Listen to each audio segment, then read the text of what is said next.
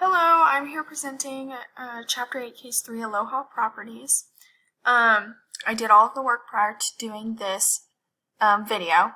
So basically, the first part of it, you write checks, record invoices, deposit those checks, and then you receive your payments. And basically, you do that for the whole 25 transactions, just back and forth. Eventually, you go on to pay your employees, pay your liabilities, pay your bills, manage your sales tax, and all of that. I'm going to show you the reports now. The first one is the balance sheet standard. You go to reports, down to company and financial, and over to balance sheet standard. You insert the date. For some reason I messed up the date on that somehow, but here's that. Let's change that to 0 to 28. And here is my balance sheet. Okay. And once I'm finished, I will print and save as a PDF and then turn it in. Okay, I'm not going to save that. Go back up to reports, down to company and financial again, over to profit and loss standard. And you will insert the dates into that.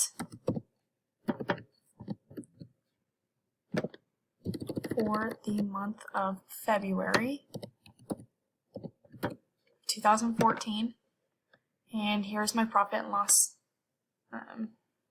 transaction sheet. Okay, the net income is $57,013.02.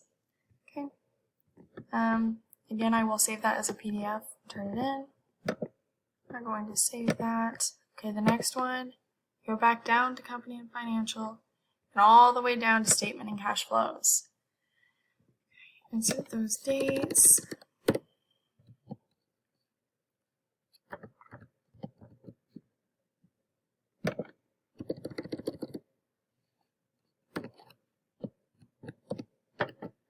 Okay, here's my statement of cash flows for the month of February in 2014.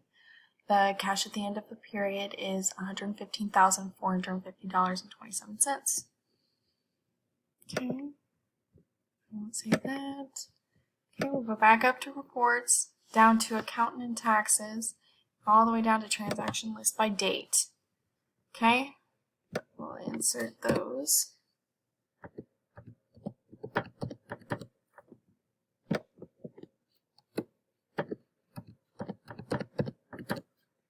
Okay, and here is my transaction list by date.